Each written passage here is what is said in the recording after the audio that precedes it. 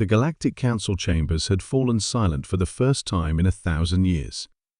Representatives from across the spiral arm sat in their biopods, their various forms of communication, telepathic waves, bioluminescent patterns, harmonic vibrations, all expressing the same devastating truth. They were finished. High Chancellor Mordain of the Altarian Republic raised her crystalline head, her voice echoing through the universal translators with the weight of absolute defeat. The Devourers have consumed the Rigel system. 12 billion souls gone. Our combined fleets scattered like dust. The assembled delegates shifted uneasily. The Devourers, ancient mechanical entities that consumed entire star systems to fuel their expansion, had awakened from their million-year slumber. In 6 months, they had torn through the galaxy's outer rim, consuming worlds faster than the Allied forces could evacuate them. Our most advanced weapons barely scratched their hulls, reported General Vex of the Centauri Defense Force. Their adaptive shielding counters every technology we throw at them. Even the ethereal collective's reality warping abilities proved insufficient. A collective shudder passed through the assembly. If the ethereal's beings who existed partially outside normal space-time couldn't stop the Devourers, what hope did anyone have? Perhaps, whispered Ambassador Kethra from the Andromeda colonies, it is time to accept the inevitable. Begin the final evacuations to the dark matter refugees. As despair settled over the chamber like a suffocating shroud, a new voice cut through the gloom, rough mechanical, speaking through primitive radio waves, rather than the sophisticated quantum communications the others used. Excuse me, folks. Earth delegation requesting permission to address the Council.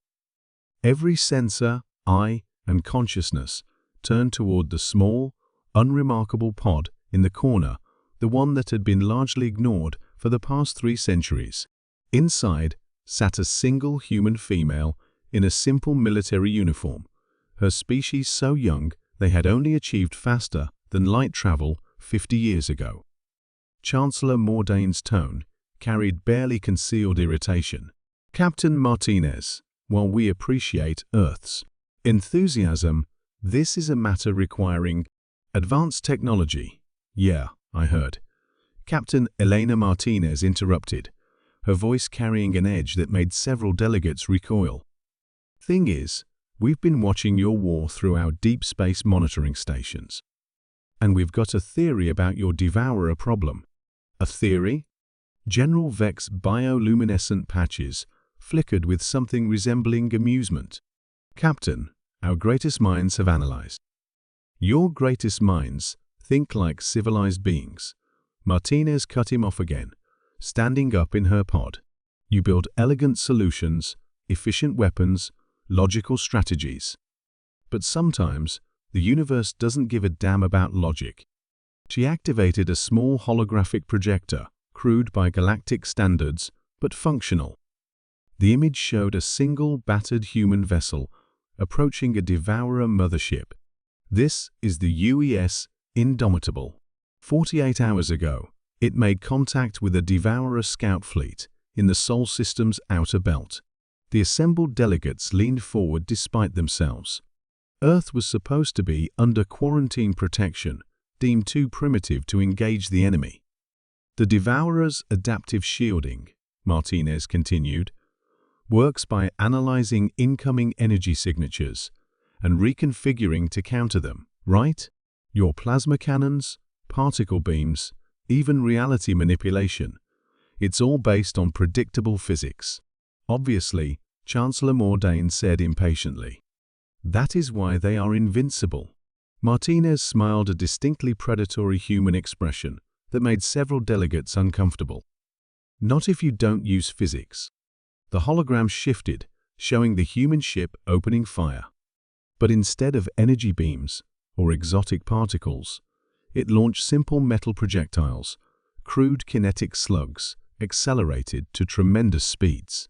Railguns, Martinez explained. No exotic energy signatures. No complex physics. Just metal moving really, really fast.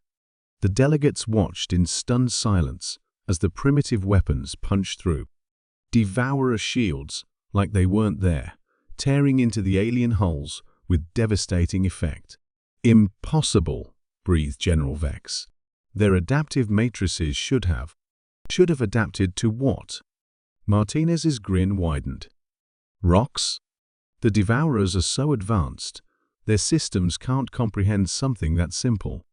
It's like trying to use a quantum computer to solve 2 plus 2. The answer is so basic, the system doesn't know how to process it. The chamber erupted in multiple forms of excited communication. Ambassador Kethra's pheromone secretions shifted to patterns of hope for the first time in months. But surely Chancellor Mordain protested. They will adapt once they understand. That's the beautiful part, Martinez interrupted. We don't just have railguns. We've got chemical explosives, kinetic penetrators, good old-fashioned nuclear weapons, and my personal favorite. She paused dramatically. We strapped rocket engines to asteroids and pointed them at Devourer motherships. The silence that followed was deafening. You weaponized space rocks? General Vex asked, his voice barely above a whisper. Captain, Chancellor Mordain said slowly, are you telling us that humanity's approach to this galactic crisis is to throw things at it? Martinez nodded enthusiastically. Big things. Fast things. Lots of things. Sometimes explosive things. And occasionally, really weird things just to keep them guessing. She activated another hologram showing a massive human fleet moving toward the galactic core, but these weren't sleek vessels like the other species built. They were angular, brutal constructions covered in launch tubes, magnetic accelerators, and what appeared to be gigantic slingshots. The thing about humans, Martinez continued, is that we spent most of our evolution throwing rocks at things that wanted to eat us. Turns out, that's exactly what the galaxy needs right now. For the first time in 6 months, Chancellor Mordain felt something she had thought lost forever: hope. Captain Martinez, she said formally, the Galactic Council hereby requests Earth's assistance in defending our civilization. Martinez's smile turned absolutely feral. Oh, Chancellor, we're not just going to defend it.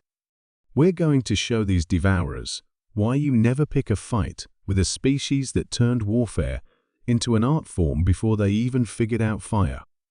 As alarms began sounding throughout the galaxy, not of invasion this time, but of mobilization, the Devourers encountered something they had never faced in their million-year existence. An enemy too primitive to understand, too stubborn to surrender, and too creative in their destruction to predict. The galaxy had given up hope.